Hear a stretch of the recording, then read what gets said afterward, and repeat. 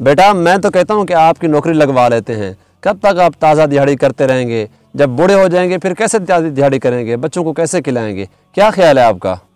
ابو جی سفارش اور رشوت کے بنا تو کام نہیں ہوتا، نوکری نہیں ملتی۔ ہمارے پاس سفارش تو نہیں ہے، چلو پیسے سے کام چلا لیتے ہیں۔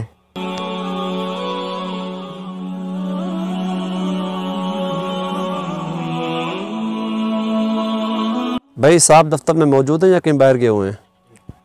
بھائی سر آفس میں موجود ہیں، آ جائیں۔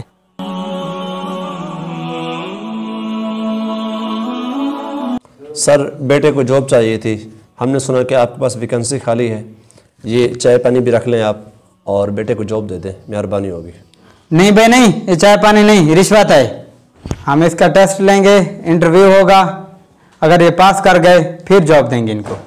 الراشی والمرتشی کلاہما فی النار، حدیث پاک کا مفہوم ہے کہ جس نے رشوت لی اور جس نے رشوت دی دونوں جہنمی ہیں۔